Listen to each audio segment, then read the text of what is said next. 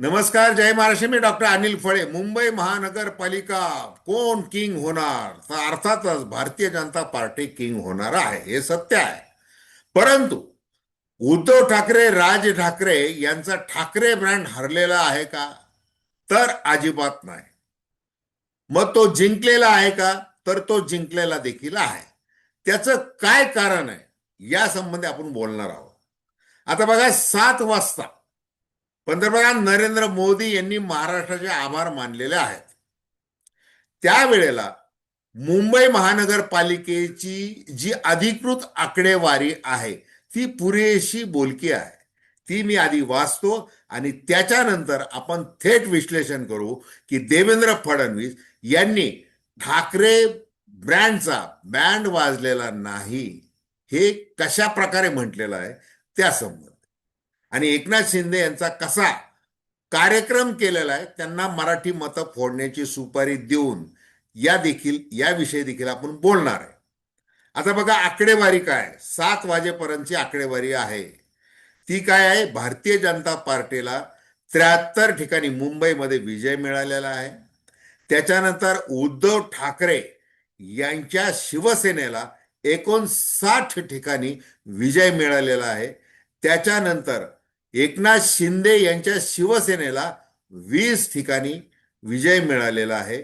महाराष्ट्र नवनिर्माण सेनेला 5 ठिकाणी विजय मिळालेला आहे. त्याच्यानंतर एक राष्ट्रवादी काँग्रेस शरदचंद्र पवार यांना मिळालेली आहे. काँग्रेसला 19, MIM ला 8 आणि NCP ला म्हणजे अजित पवारांच्या 2 असा निकाल आहे. म्हणजे 227 पैकी 189 याचा निकाल अधिकृतपणे घोषित करण्यात आलेला आहे. आता एखाद्या 2 जागांमध्ये या आकड्यामध्ये फरक होऊ शकतो 7 वाजेपर्यंतच्या. हे मी वारंवार यासाठी सांगतोय कारण की मुख्यमंत्री देवेंद्र फडणवीस यांच्या आधिपत्याखाली धुरंधर देवेंद्र म्हणून या ज्या निवडणुका लढवल्या गेल्या त्याचा विजय साजरा करताना म्हणजे जे रवींद्रन म्हणजे ज्यांनी लुंगी घातलेली खास प्रचारासाठी असा आरोप संजय राऊतांचा, त्यांचं बोलणं चालू असताना त्या विद्या चव्हाण यांनी एक फलक झळकवला. काय होतं त्याच्यावर की ठाकरे ब्रँडचा बँड वाजलाय. देवेंद्र फडणवीस यांनी ते सांगितलं की तो फलक काढा आणि त्याऐवजी दुसरा फलक आणा. मग तो दुसरा फलक आणला देवेंद्र धुरंधर आणि तो केलेला आहे. दुसरीकडे देवेंद्र फडणवीस यांनी आपल्या विजयी भाषणामध्ये आवेशपूर्ण जे बोललेले आहेत त्याच्यामध्ये आम्हाला बाळासाहेब ठाकरे यांचा आशीर्वाद आहे हे देखील ते बोललेले आहेत. हे का बोललेले आहेत? कारण की राज्य निवडणूक आयोग निकाल घोषित करत असतो. कार्यकर्ते किंवा नेते हे जे काही आपण आघाडीवर हे जे काही सकाळपासून जे चाललेलं आहे ते त्याच्यामध्ये तथ्यांश असला तरी अधिकृतपणे जोपर्यंत निकाल हाती येत नाही तोपर्यंत आपण बोलायचं नसतं. हे देवेंद्र फडणवीस यांच्यासारख्या नेत्याला चांगला माहिती आणि तीच आपण चर्चा करतोय. आपण काल असं म्हटलं होतं की रणडी म्हणजे ठाकरेंचा जो काय आक्षेप आहे निवडणूक आयोगावर तो रडीचा डाव आहे अशी टीका फडणवीसांनी केली होती. आणि आपण असं म्हटलं होतं की रणडी म्हणजे एक रणनीती जी आहे देवेंद्र यांची, त्या रणनीतीचा हा विजय आहे. मग त्यांनी काय काय केलेलं आहे, कसं कसं केलेलं आहे हे आपण बोलत असताना माझी दर्शकांना एक विनंती आहे की हे चॅनल सबस्क्राईब करावं, सबस्क्राईबचं बटन दाबावं आणि आपल्या प्रतिक्रिया बिनधास्तपणे नोंदवाव्यात. एक स्वतंत्र पत्रकारिता म्हणून तटस्थ भूमिकेतून आपण सर्वसामान्यांच्या दृष्टिकोनातून चर्चा करत असतो. देशामध्ये चर्चा आहे मुंबई महानगरपालिकेची आणि आता उद्धव ठाकरे हे 2 क्रमांकावर आहेत. एकनाथ शिंदे नाहीत हे लक्षात घ्या.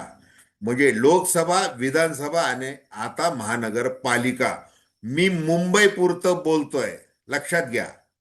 तर तिथे उद्धव ठाकरे हेच आघाडीवर राहिलेले आहेत एकनाथ शिंदे यांच्यापेक्षा, हे लक्षात घ्या. मग ज्या वेळेला ठाकरे ब्रँडला मुंबईमध्ये जी किंमत आहे ती किंमत कमी करणं म्हणजे विजय मिळवणं असं देवेंद्र फडणवीस यांनी ठरवलं. मग त्यासाठी मदत कुणाची होणार? आपण ठाकरे नाव सोडून किंवा मराठी अस्मिता सोडून निवडणूक जिंकणं आपल्याला अशक्य आहे. मुंबईमध्ये अशक्य आहे हे लक्षात देवेंद्र फडणवीस यांच्या आहे. आणि मग ज्या वेळेला त्यांनी हिंदी सक्तीचं कार्ड खेळलं, होय कार्ड खेळलं, ते यासाठी खेळलं की एकीकडे दोन्ही ठाकरे बंधूंना एकत्र आणायचं. आणि मग जसं राज ठाकरे म्हणाले, जे बाळासाहेब ठाकरे यांना जमलं नाही ते देवेंद्र फडणवीस यांनी करून दाखवलं. आणि मग ते आले दोन्ही भाऊ एकत्र. आणि मग 20 वर्षानंतर आले, निवडणूक लढवली, शेवटच्या ओव्हरला जिंकायचा प्रयत्न केला, इथंच चुकलेला आहे. आता तो विषय अजून वेगळा आहे. मग आता राहता राहिला एकनाथ शिंदेचा प्रश्न. मग देवेंद्र फडणवीस यांना काय करायचं होतं की हे दोन्ही भाऊ एकत्र आले असतील तर ज्या एकनाथ शिंदेच्या शिवसेनेचे दात आपण छत्रपती संभाजीनगर, नवी मुंबई, कल्याण डोंबिवली, पुणे, इकडं तिकडं सगळीकडे पाडलेले आहेत, परंतु या दात पडलेल्या वाघाची आपल्याला गरज आहे ती मुंबईमध्ये. आणि मग एकनाथ शिंदे हे यांना जागा दिल्या 90 जागा, 89 ठिकाणी ते लढले. ते लढत असताना त्यांना जागा कोणत्या दिल्या? ज्या 2017 मध्ये भारतीय जनता पार्टीच्या 82 जागा आल्या होत्या त्याच्यातली जागा दिली नाही. त्यांना जागा अशा दिल्या मुस्लिम वॉर्ड मधल्या दिल्या, जिथं प्राबल्य आहे मुस्लिम मतांचं. त्याच्यानंतर हे दादर, परळ, लालबाग, शिवडी वगैरे हा जो मराठी पट्टा आहे तिथल्या जागा दिल्या, जेणेकरून त्यांनी ठाकरेंच्या मनसेच्या उमेदवाराला छेद दिला पाहिजे अशा जागा दिल्या. मग त्याच्यामध्ये म्हणजे काय की आता या क्षणाला जी परिस्थिती, जे आकडे बोलतात आहे, ज्या ठिकाणी जवळपास 65-66 ठिकाणी ठाकरे बंधूंचा विजय झालेला आहे, तिथं ते जिंकलेले आहेत, ते छेदण्याचा प्रयत्न केला. म्हणजे ते छेदायचं होतं म्हणून एकनाथ शिंदेना इथं वापरून घेतलेलं आहे. आता पुढे काय होणार आहे काही वेगळं सांगायची गरज नाही, आपण त्याच्यावर नंतर बोलू. आता एकूण देवेंद्र फडणवीस यांची जी जसं रणनीती देवेंद्राची, तर ती काय की आपल्याला परप्रांतीयांची मतं एक गठ्ठा मिळाली पाहिजे, दाक्षिणात्य मते मिळाली पाहिजे. मग रवींद्र चव्हाण, तुम्ही रवींद्रन व्हा, लुंगी घाला, काय करायचं ते करा, वेगवेगळे वक्तव्य करा, अण्णा मलईला बोलवा, अमुक करा, तमुक करा, कृपा शंकर सिंग वगैरे वगैरे, ते सगळे जे काही आयुध, आणि पुन्हा म्हणायचं त्यांना तसं म्हणायचं नव्हतं वगैरे, पण ते बोलून तर मोकळं व्हायचं.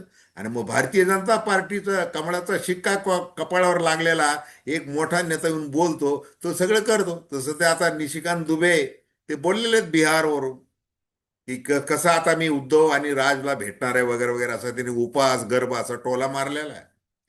हे आवर्जून केलं गेलेलं आहे, ती एक रणनीती आणि ती यशस्वी झालेली आहे. ती यशस्वी जरी झाली म्हणजे कमळ तिथं म्हणजे उगवलेलं जरी असलं आणि भारतीय जनता पार्टीचा महापौर होणार जरी असला, मग आता तो मराठी हिंदू महापौर, मग ते राज ठाकरे म्हणले बुवा ते तुम्ही मराठी काही हिंदू नाही का वगैरे वगैरे, ते झालेलं आहे. हे सगळं असं करण्यात आलेलं आहे. आणि त्याच्यामुळे आपण स्वबळावर कोणत्याही परिस्थितीमध्ये लढणार नाही याची शक्यता लक्षात घेऊन देवेंद्र फडणवीस यांनी जी काही रणनीती आखली होती ती यशस्वी झालेली आहे, हे लक्षात घ्या. आणि आता प्रश्न आहे उद्धव ठाकरे आणि राज ठाकरे, म्हणजे अजून तास 2 तासांनी पक्कन गणित काय आहे ते महाराष्ट्राच्या समोर येणार आहे. आता काय त्या ट्रेनिंगच्या बातम्या येतात आहे वगैरे, तो खूप कल्ला चालू आहे पूर्ण महाराष्ट्रामध्ये, आणि त्या दृष्टीने नेमकं काय होणार आहे हे आपल्याला काही तासातच कळेल. तर धन्यवाद. हा व्हिडिओ आपल्याला आवडला असेल अवश्य शेअर करा, सबस्क्राईब करा आणि आपली प्रतिक्रिया बिनधास्तपणे नोंदवा. धन्यवाद.